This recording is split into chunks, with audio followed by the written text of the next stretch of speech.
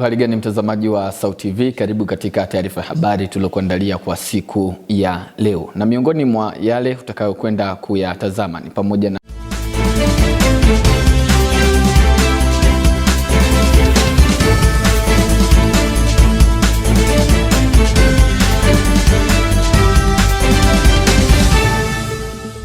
Waziri Mkuu wa SAUTISO atoa rai kwa wanafunzi kujitokeza kugombea nafasi mbalimbali za uongozi ndani ya Chuo Kikuu cha Mtakatifu Agustino.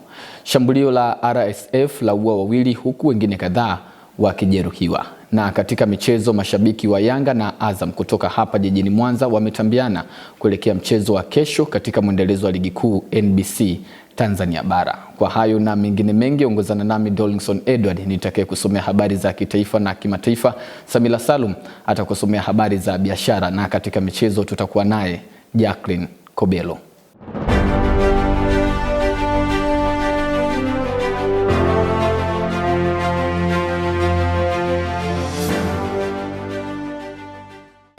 Baadhi ya wanafunzi kutoka Chuo Kikuu cha Mtakatifu Agustino wameelezea umuhimu wa kuelewa na kutambua mikataba ya wamiliki wa nyumba za kupanga ili kuepusha migogoro mbalimbali inayoweza kujitokeza kutoka kwa wamiliki wa nyumba hizo. Wakizungumza na SAUT TV Habari, wanafunzi hao wameongeza kuwa mikataba hiyo inawasaidia katika kupangilia ratiba ya malipo pamoja na kutunza kumbukumbu za malipo. Mwanahabari wetu Mkami Masine anatueleza kwa kina juu ya taarifa hii. Kupata makazi salama na yenye utulivu kwa wanafunzi ni jambo la muhimu sana kwa wanafunzi wanaotarajia kufanya vizuri. Na hii leo SAUT TV tumeweza kupata wasaa kuzungumza na baadhi ya wanafunzi kutoka Chuo cha Mtakatifu Agustino. Nao wametoa maoni yao kuhusiana na umuhimu wa kutambua mikataba ya umiliki wenye nyumba kabla ya kuingia kwenye nyumba. Nao wamekuwa na haya ya kusema. Naitwa Yusuf Peter Magomba, ni mwanafunzi wa St. Augustine University of Tanzania. Kuna umuhimu mkubwa sana kwa sababu mimi ninapoenda kupanga, nikipitia ule mkataba najua kwamba hiki kitu siendani nacho, kwa hiyo naachana na ile nyumba, naenda kutafuta nyumba nyingine. Kwa hiyo maana ule mkataba unakuwa umepanga sheria za mwenye nyumba anazozihitaji. Je, na mimi nitalizia nazo? Kwa hiyo kama nimelizia nazo, zinanipa uwanda mpana wa kufikiria kwamba hizi sheria mimi na uwezo wa kuzimudu na nina uwezo wa kuishi hapa kuliko kuishi nyumba ambayo haina mikataba alafu nimeshapanga baadaye ninakuja kuwekeana maneno. Kwa hiyo inasaidia kuepusha migogoro kati ya wewe na mwenye nyumba. Unapokuwa na mkataba unaweza kujua kwamba muda gani natakiwa kulipa kodi. Kwa mfano semester ya kwanza natakiwa nilipe, labda pale ninavyoingia ule mwezi wa 10 natakiwa nilipe. Kufikia mwezi wa 3 hiyo nimeshalipa semester ya pili. Kwa hiyo inanisaidia mimi kuwa huru katika kulipa hivyo kodi na inanirahisishia kufanya majukumu yangu kwa uhuru. Kwa sasa mikataba pale inapokuwepo inawasaidia wao na inawasaidia pia na wenye nyumba kuweza kutumia kama kirejeleo, kuweza kukumbushana kwamba bana ulitoa tarehe fulani na uliandika tarehe fulani. Asante sana Mkami Masine kwa taarifa hiyo. Waziri Mkuu wa Serikali ya Wanafunzi SAUTISO katika Chuo Kikuu cha Mtakatifu Agustino Fulgence amewasisitiza wanafunzi kushiriki kikamilifu katika kugombea nafasi mbalimbali za uongozi kuelekea uchaguzi mkuu unaotarajiwa kufanyika hivi karibuni. Akizungumza mara baada ya kuvunjwa kwa kikao cha bunge la SAUTISO kwa mwaka 2025-2026, Waziri Fulgence ameongeza kuwa kushiriki katika kugombea ni hatua muhimu katika kuendeleza na kuongeza ujuzi hasa katika nafasi za uongozi. Mwanahabari wetu Alexander Mogolo anatujuza zaidi. Mara baada ya kuvunjwa kwa kikao cha bunge la SAUTISO hapa Chuo Kikuu cha Mtakatifu Agustino campus kuu ya Mwanza, hatimaye waziri wa serikali ya wanafunzi SAUTISO Mheshimiwa Fulgence amewataka vijana kujitokeza kwa wingi katika mchakato wa uchaguzi wa serikali mpya ya wanafunzi hapa Chuo Kikuu cha Mtakatifu Agustino, ambapo wameeleza kuwa endapo mwanafunzi atachukua hatua ya kuwa kiongozi, basi anaweza kujiandaa kuwa kiongozi bora wa baadaye. Mimi naitwa Alexander Mogolo na hii ni SAUT TV. Ni fursa kwa ambao bado wana nafasi. Ninawaalika wachukue hatua na kutumia muda huu kwa wale wanaoendelea na masomo, kwa sababu hakuna mahali pengine pa kujifunza namna gani uongozi ulivyo. isipokuwa baada ya kutoka hapa ni kwenda kuishi uongozi kwa uhalisia. Kwa hiyo hii ni fursa na tayari tume huru imetengenezwa leo. Basi ninawaalika wanafunzi wote wa Chuo Kikuu cha Mtakatifu Agustino kutumia nafasi hii kama fursa, kwa sababu ni tume huru ya uchaguzi. Yoyote anastahili kwa kigezo tu cha kuwa mwanafunzi wa Chuo Kikuu cha Mtakatifu Agustino na anaendelea na masomo, lakini pia kwa kuzingatia taratibu, kanuni na maelekezo yote ambayo tume huru ya uchaguzi itakuwa ikituongoza kadiri siku zinavyokwenda. Naam, huyo alikuwa ni waziri wa serikali ya wanafunzi Sautiso 2025-2026 hapa Chuo Kikuu cha Mtakatifu Agustino.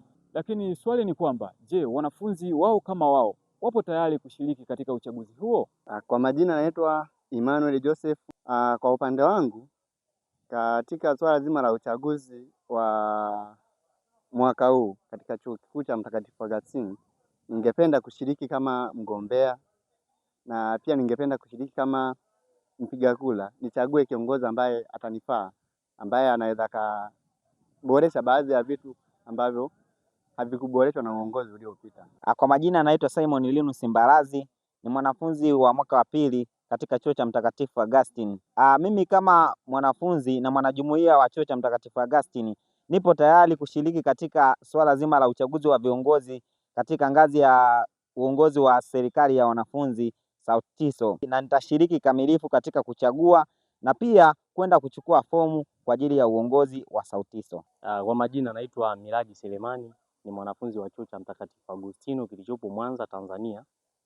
Kwa upande wangu katika masuala ya uchaguzi ujao, ningependa kushiriki kama mgombea, pia ningependa kushiriki kama mpiga kura au mhamasishaji wa uchaguzi, kutokana na kuwepo kwa changamoto mbalimbali za kiuchaguzi au kuwepo na uhitaji wa uhamasishaji mbalimbali katika uchaguzi, na ningependa kushiriki pia kama sehemu kubwa ya uchaguzi huo. Naam, hao walikuwa ni wanafunzi wa Chuo Kikuu cha Mtakatifu Agustino Campus Kuu ya Mwanza ambao wameeleza utayari wao katika kushiriki masuala ya uchaguzi wa serikali mpya ya wanafunzi. Kufikia mpaka hapo, mimi sina la ziada. Naitwa Alexander Mogolo na hii ni Sauti TV. Ni taarifa yake Alexander Mogolo. Baadhi ya wanawake kutoka mtaa wa Malimbe wilaya Nyamagana jijini Mwanza wameweza kuwa uwepo wa vikundi mbalimbali maarufu kama vikoba katika jamii unatajwa kuwa chachu ya kujipatia kipato binafsi. Wakizungumza na Sauti TV Habari, wanawake hao wameongeza kuwa kupitia vikundi hivyo vimewasaidia kupata mitaji na kufanya biashara pamoja na kuwekeza katika masuala ya kiuchumi. Mwanahabari wetu Mkami Masini kwa awamu nyingine anarejea tena na ripoti hii. Baadhi ya wanawake kutoka mtaa wa Malimbe na umuhimu wa vikundi maarufu kama vikoba, namna ambavyo vinaweza kuwasaidia kujipatia kipato lakini pia kuwekeza. Kwa majina naitwa Jennifer Mwita, mimi ni mkazi wa Malimbe. Kwa upande wangu naona hivi vikundi vya kina mama vinatusaidia sana. Ninaweza nikawa nimepata changamoto yote kwenye biashara yangu, nikihitaji pesa kwa ajili ya kuendeleza biashara yangu, nitaingia kwenye kikundi cha kina mama, nitaenda kukopa ile hela, na kwa kuwa bado tunaendelea kucheza huo mchezo wa kina mama, nitakapopata zile pesa nitafanya rejesho, nitarudisha kwenye kikundi. Kwa hiyo kwa upande wangu naona vikundi vya kina mama vinatusaidia sana katika jamii yetu. Hivyo nawashauri hata kina mama wengine wajiunge katika vikundi vya kina mama, ambacho kinatupa faida sisi kama wanawake. Tukiwa kwenye kikundi kama hicho kinatusaidia kama kutunza hela ziongezeke, kwa sababu unaweza kaa na hela mikononi ukajikuta unaitumia kazi ambayo haieleweki. Kwa hiyo ukiingia kwenye vikoba inakusaidia ile hela kuitunza. Ukishaitunza una uwezo wa kwenda kukopa. Kwa mfano nimeishiwa vitu saluni, naenda nakopa na nunua. Nikishanunua nauza, nikishauza napata faida yangu, afu ile hela nairejesha kwenye. Nikiripoti kutoka hapa mtaa huu wa Malimbe, mimi ni Mkami Masine wa Sauti TV. Mtazamaji, taarifa hiyo inatupa wasaa wa kupata mapumziko mafupi. Tukirejea ni habari za kimataifa. Nikusii endelea kusalia nasi.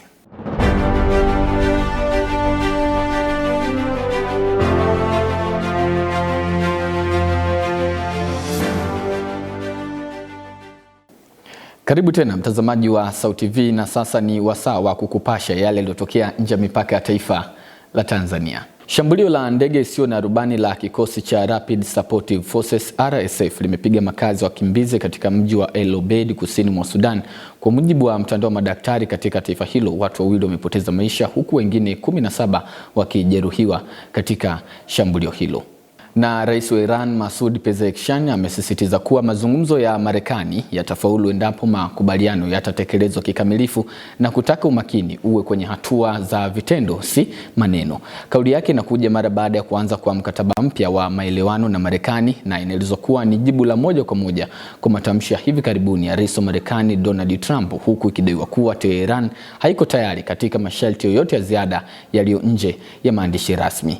Mwandishi wetu Mariam Hamis anatujuza kwa kina kuhusu taarifa hizi za kimataifa. Katika mashambulizi hayo yanadaiwa kuwa yamefanywa na makundi yenye silaha. Miongoni mwa waliojeruhiwa ni watoto 9 na wanawake 3, jambo ambalo linaonyesha wazi kuwa raia wasio na hatia ndio waliolengwa. Hali hii inakiuka kanuni za kimataifa zinazohifadhi makundi dhaifu katika migogoro, ikiwa mkataba wa kitaifa wa haki za watoto, na inazua wasiwasi mkubwa kuhusu matumizi ya nguvu yasiyo na uwiano katika maeneo yenye watu wengi, ambacho ni kitovu cha biashara na usambazaji wa misaada nchini Sudani. Pia taarifa mtandao huo wa haki za binadamu umelaani vikali tukio hilo, ukisema kuwa ni ukiukwaji wa wazi wa sheria wa haki za binadamu. Zaidi ya kulaani, mtandao huo umetaka uchunguzi, akibainisha kuwa mashambulizi ya mara kwa mara dhidi ya raia yamekuwa mkakati wa wanajeshi unaojirudia mara kwa mara katika eneo la Kordofan. Mtandao huo pia umeonya kuwa mashambulizi ya wiki iliyopita yamezidi kuwa mateso na machungu kwa raia wake,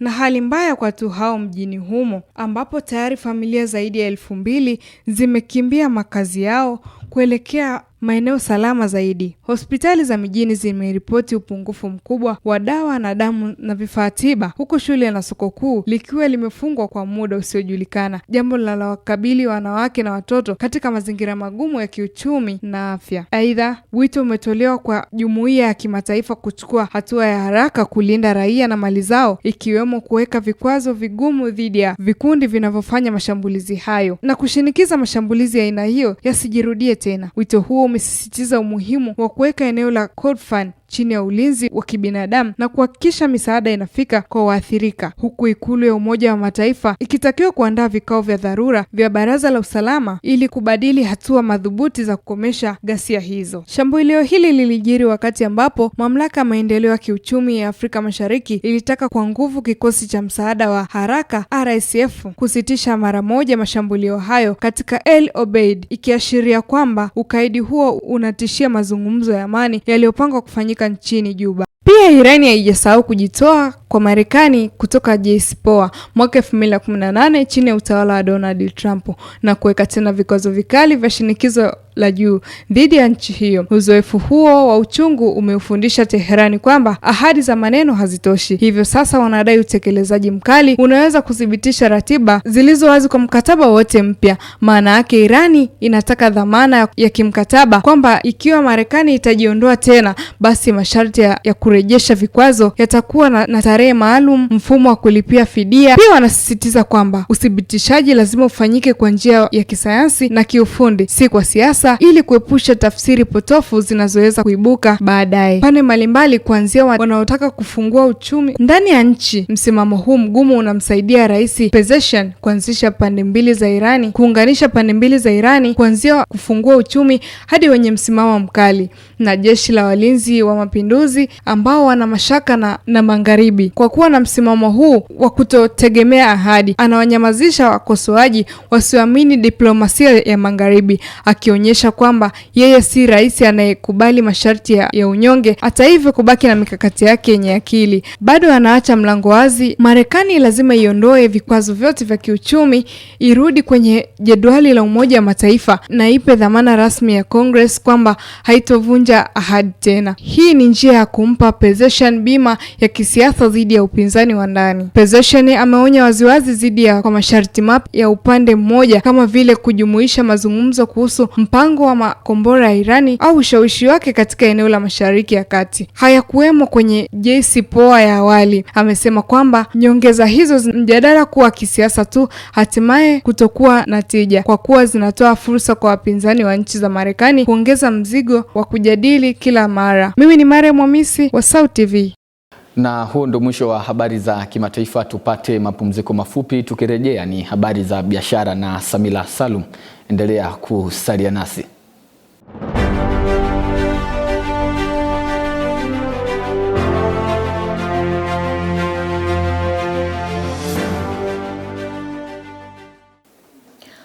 Karibu mtazamaji wa SAUT TV na sasa ni habari za biashara. Jina langu ni Samira Salum.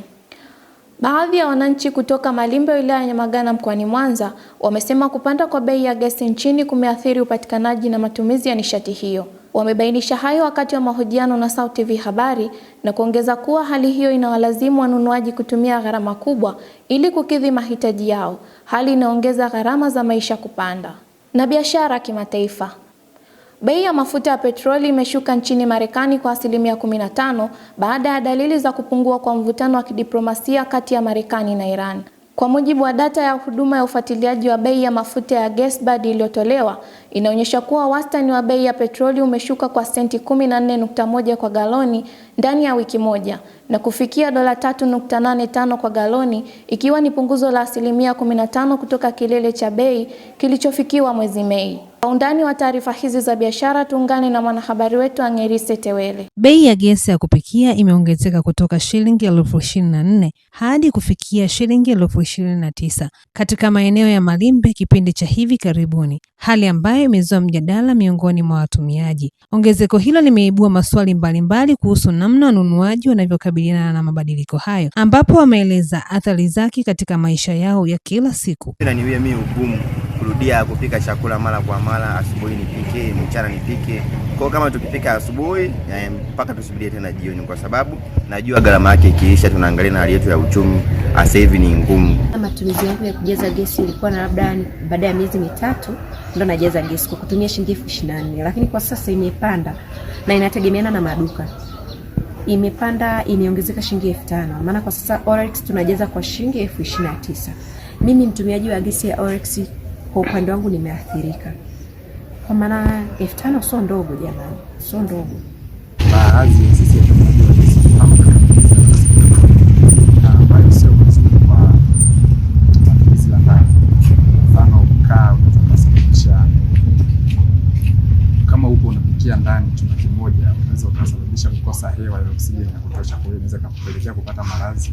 Na upande wa kimataifa, bei ya mafuta ya petroli nchini Marekani imeshuhudia kushuka kwa kiasi kikubwa katika kipindi cha hivi karibuni. Mabadiliko haya ya bei yanatajwa kuchochewa na mabadiliko ya hali ya kisiasa na kidiplomasia kati ya Marekani na Iran, ambayo yamepunguza hofu ya kiuchumi iliyokuwa imetanda masokoni. Kutokana na data zilizotolewa na huduma ya ufuatiliaji wa bei ya mafuta ya GasBud, wastani wa bei ya petroli nchini humo umeshuka kwa senti 14.1 kwa galoni ndani ya wiki moja tu. Kushuka huku kumepelekea bei ya wastani wa kufikia $3.85 kwa galon, hali inayotoa ahueni kidogo kwa watumiaji. Punguzo hili la bei linaonekana kuwa ni la muhimu, likifikia takriban 15% kutoka kilele cha bei kilichorekodiwa mwezi Mei. Hii ni hatua inabadilishwa kwa mikono miwili, ikizingatiwa changamoto za kiuchumi ambazo zimekuwa zikikabili kaya nyingi nchini humo. Kushuka huku kwa bei kunatarajiwa kupunguza kwa kiasi fulani shinikizo la kisiasa kwa Rais Donald Trump na chama chake cha Republican. Hivyo hapo awali serikali imekuwa ikikabiliana na malalamiko makali kutoka kwa wananchi kuhusiana na kupanda kwa gharama za maisha, ambapo bei ya mafuta ilikuwa moja ya sababu kuu za malalamiko hayo. Hata hivyo, wataalamu wanaonya kuwa bei ya mafuta mara nyingi imekuwa tete na waathiriwa na mambo mengi ya kimataifa. Licha ya nafuu hii ya sasa, ni muhimu kwa wadau wa uchumi kuendelea kufuatilia mwenendo wa soko la kimataifa ili kubaini iwapo hali hii ya kupungua kwa bei itadumu. Asante sana Angerise Tewele kwa taarifa hizo. Na huu ndio mwisho wa taarifa za biashara kwa siku ya leo. Tupate mapumziko mafupi, tukirejea ni habari za michezo na Jacqueline Kobelo. Endelea kutazama SAUT TV habari, mimi ni Samira Salu. Wiki hii kwenye Maya.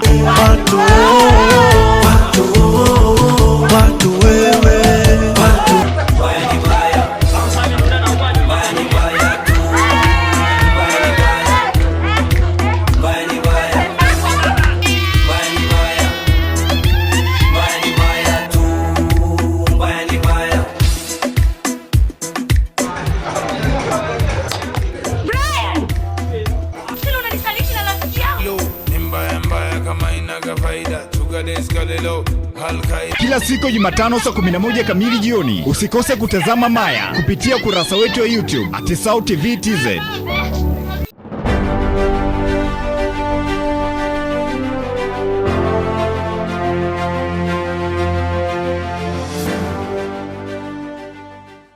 Ni matumaini yangu mzima wa afya, mwanamichezo mwenzangu. Karibu katika habari za michezo.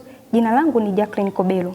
Shabiki wa Yanga na Azam FC kutoka jijini la Mwanza wameeleza matumaini yao kuelekea mchezo wa dabi ya Dar es Salaam hapo kesho katika uwanja wa New Amani Complex Zanzibar majira saa 10 kamili jioni, huku kila pande zikijinasibu kuchomoza na ushindi kwenye mchezo huo. Wakizungumza na Sauti TV habari, wamesema kuwa matokeo ya mchezo wa CRDB Federation Cup hayawezi kutoa taswira ya timu gani ambayo itashinda katika mchezo wa ligi. Na katika michezo ya kimataifa, nyota wa timu ya taifa ya Argentina Lionel Messi ameandika historia ya kuwa mfungaji bora wa muda wote katika kombe la dunia mara baada ya kufikisha mabao 18. Mwanahabari wetu Emmanuel Saenyi anatupasha zaidi katika habari hizi za michezo. Baadhi ya wadau wa soka jijini Mwanza wametoa maoni yao kuelekea mchezo utachezwa kati ya Yanga dhidi ya Azam FC kesho katika uwanja New Amani Complex visiwani Zanzibar. Na haya ndo baadhi ya maoni yao. Ni shabiki mkubwa sana wa Azam FC. Watu wanashangaa shabiki Azam tunatoka wapi? Kama tulivyotokea Kirumba, na kesho tutatokea kuisupport timu yetu pale Zanzibar. Na naamini kwa timu yangu ya Azam ilivyojipanga, wachezaji tuliokuwa nao wana uwezo mkubwa, wana kila kitu, tutashinda tena. Kama tulishinda tukiwa pungufu, kesho tutakuwa kamili tena, tutawafunga tena. Wajiandae na wasishangae kupotezea ubingwa kwetu. Sisi tumejipanga kimkakati, tunahitaji kushinda mechi ili tuweze kujiweka kwenye nafasi nzuri ya kushiriki mashindano ya shirikisho msimu ujao. Kwa hiyo tunawakanda tena, yani wajipange. 3 zinahusika tena. Kitambala, Faisal, kina Midimao, mule tukina Jeje Ngita tunapiga. Sisi kama Azam tuko tayari. Tunajua mchezo utakuwa mgumu, lakini sio mgumu kwetu, labda kwao. Sisi tunaenda kushinda. Asante sana. Mimi ni mshabiki wa Young Africans. Kwa kuelekea game ya hapo kesho, timu yangu sidhani kama itakuwa na muda wa kupoteza. Hatuwezi tuka lose game 2 mfululizo. Ukiangalia hata game ambayo tumetoka kucheza na Simba, tumetoka kule Simba katupiga 1-0, tumekuja tumepambana, alikuwa ametangulia chuma 2 tukarudisha zote. Na sidhani kuelekea mechi ambayo Azam ametoka kutupiga CCM Kirumba 3-2 kwamba na kule tutaenda kupoteza. Na ukiangalia ni kombe ambalo tumebaki tunalitegemea kombe pekee. Tukipoteza lile hatuwezi tukabeba kombe lolote msimu huu. Kwa hiyo nadhani kuelekea mechi hapo kesho, Yanga atatia nguvu zote, Yanga ataenda kwa nidhamu zote, kwa sababu timu tunayocheza nayo ni timu ambayo iko imara. Sio kwamba ni timu ya kubeza, ni timu ambayo iko imara.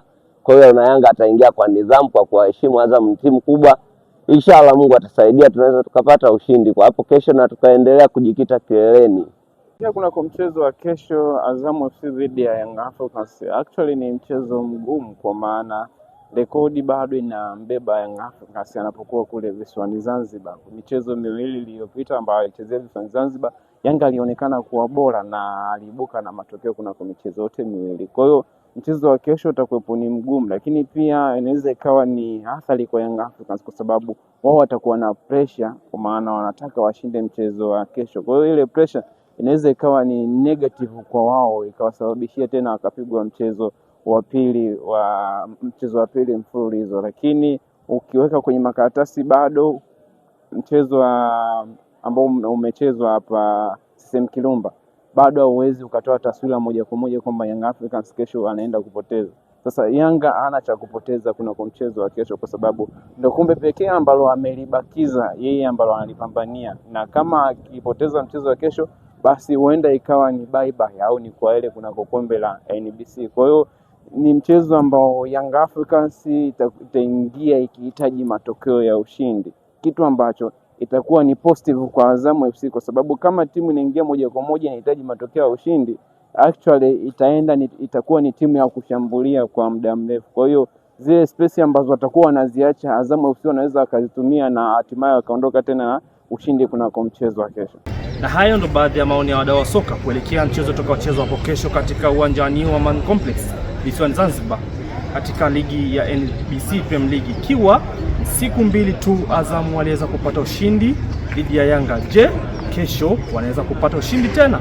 Lionel Messi aweka rekodi mpya kihistoria kombe la dunia 2026. Mchezaji nyota wa timu ya taifa ya Argentina Lionel Messi ameendelea kuandika historia katika ulimwengu wa soka baada ya kuwa mfungaji bora wa muda wote katika historia ya kombe la dunia. Messi aliweka rekodi hiyo mpya baada ya kufunga mabao mawili katika mchezo dhidi ya Austria na kufanikisha jumla ya mabao 18 katika michuano hiyo, akivunja rekodi iliyokuwa ikishikiliwa na Miroslav Klose wa Ujerumani aliyekuwa na mabao 16. Nahodha huyo wa Argentina ameonyesha kiwango cha hali ya juu katika kombe la dunia la mwaka 2026 ambapo mpaka sasa tayari amefunga mabao 5 katika mechi 2 pekee alizocheza. Kiwango hicho kimemfanya kuongoza chati ya wafungaji wa mashindano hayo, huku akiendelea kuwa tegemeo kubwa la Argentina katika harakati za kutetea taji lao la dunia. Mbali na kuvunja rekodi ya mabao mengi zaidi katika historia ya kombe la dunia, Messi ameendelea kuthibitisha ubora wake licha ya umri wake mkubwa. Uzoefu wake, uwezo wa kutengeneza nafasi na utulivu mbele ya lango vimeifanya Argentina kuwa moja ya timu zinazopewa nafasi kubwa ya kufanya vizuri katika mashindano ya mwaka huu. Katika mbio za kuwania tuzo ya mfungaji bora wa mashindano hayo, Messi anaongoza akiwa na mabao 5, akifuatiwa kwa karibu na mshambuliaji wa Ufaransa Kylian Mbappe ambaye amefunga mabao 4 katika mechi 2 alizocheza. Ushindani kati ya nyota hao wawili unatarajiwa kuongeza mvuto mkubwa katika hatua zinazofuata za mashindano, akivunja rekodi iliyokuwa ikishikiliwa na Miroslav Klose wa Ujerumani aliyekuwa na mabao 16. Nahodha huyo wa Argentina ameonyesha kiwango cha hali ya juu katika kombe la dunia la mwaka 2026 ambapo mpaka sasa tayari amefunga mabao 5 katika mechi 2 pekee alizocheza. Asante sana Emmanuel Selingi kwa taarifa hizo za michezo, na kufikia hapo ndio tamati ya habari hizi za michezo kwa siku ya leo. Mimi ni Jacqueline Kobelo.